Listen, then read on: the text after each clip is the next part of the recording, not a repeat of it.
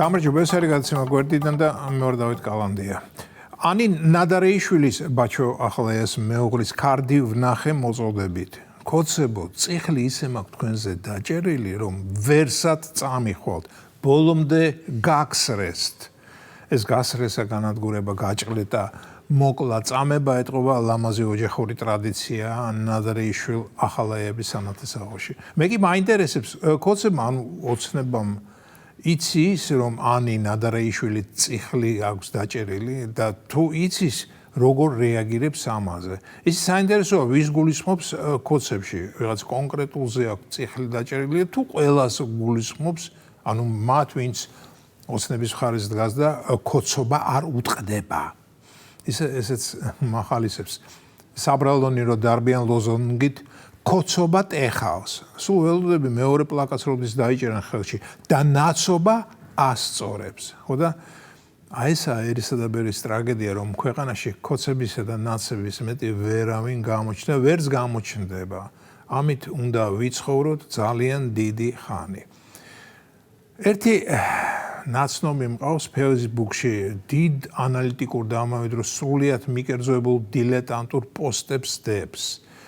ოცნებას ლანძღავს, იმიტომ რომ თავის დროზე ხმარო მისცა, არ დააფასეს, არ შეიყვანეს თავის ვიწრო წრეში, არ მისცეს ფული და თანამდებობა და არ აღიარეს მისი ინტელექტუალური გაქანება.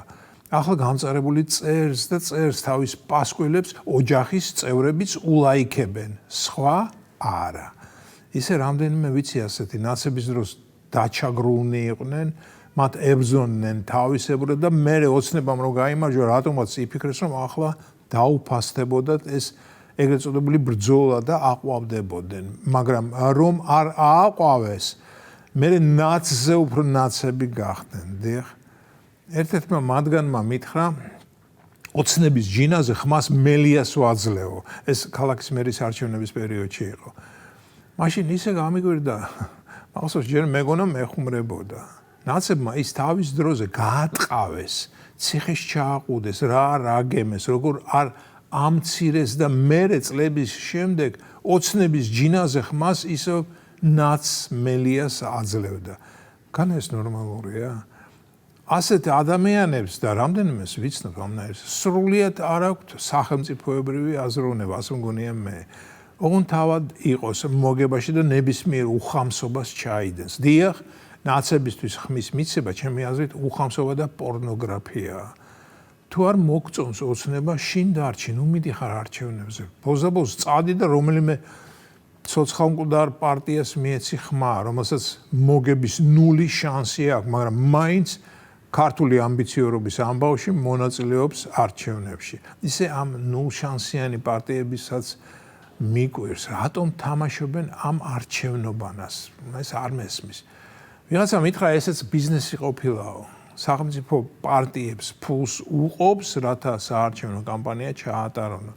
კანონია ასეთი. ესენც ვითომ რაღაცას ხლაფორტობენ, არჩევნობანას თამაშობენ, მერე ფულს ჯიბეში იდებენ და მიდიან შინ კმაყოფილნი მომდევნო არჩევნებამდე. ხო და მიდი მეთქი ასეთ პარტიას მიეცი ხმა, მაგრამ ნაცებს რატომ აძლევ? ნაცებს იმ უბოროტეს ძალას, იმ ახალაია სააკაშვილი ადეიშვილის სადისტურ რეჟიმს. რა გონია ისინი რომ მოვლენ დაგიფასებენ და თავზე ხელს გადაგისვამენ? ისე შეიძლება გადაგისვან კიდეც. ამის მაგალითი ლევან ბერძენიშვილის, გუბა სანიკიძის, ხიდაშელ უსუფაშვილის, დავით და სალომე ზურაბიშვილების სახით კი ყავს. რას მოვაყოლე ეს? ხო, იმას რომ რეალობა ისეთია რომ ქვეყანაში ნაცების და კოცების მეტი რეალური ძალა, რეალური პარტია არ არსებობს. და ვინც ამბობს არც კოცი ვარ და არც ნაციო და ამ დროს მხოლოდ კოცებს ლანძღავს, ის არჩევნების დღეს მივა თავის არჩევნო უბანზე და ხმას ვის მისცემს, როგორ გონიათ? დიახ, ნაცებს. ახლა ვინმე თუ მეტყვის რომ გვარამი არ არის ნაცი, რომ ხაზარაძე არ არის ნაცი, რომ ბოკერია თავის ჩერგოლეიშვილი თურთ არ არის ნაცი. ამას წინათ ჩერგოლეიშვილის მორი გამოსვლას უსმენდი, მიშას ლანძღავდა თავის ჩერგოლეიშვილურ მანერაში, მაგრამ განა ეს რამეს ნიშნავს? არც არაფერს. ეს იგივეა მიშამ საკუთარი თავი რომ ლანძღოს, დიახ. ესე რა კაია რომ სკლეროზი ჯერჯერობით არ გვაქვს და ბოკერიას მიშა ზროინდელი კაი კაცობა კარგად გვახსოვს. და ვინმეს გონია რომ ბოკერიამ ფერი იცვალა ან ზნე, არც არასდროს მეგობრებო. ფერი და ზნე რომ იცვალო პირველ რიგში ცოდვები უნდა მოინანიო, რომელიც იმ ბოკერიას იმდენი აქვს თავზე გადაუვა, მაზე ლაპარაკი თუ დაიწყო, მაგრამ არა, არც ერთი სიტყვა მონანიებისა მისგან არ გამიგია.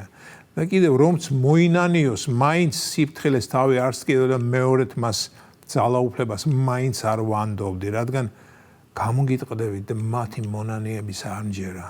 თუმცა რა უნდა დავიჯერო, რაც არ უქნიათ.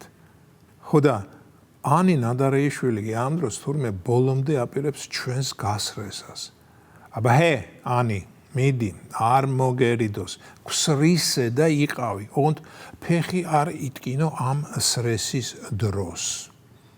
ეს იყო გადაცემა გვერდიდან და მე ვარ დავით გალანდია.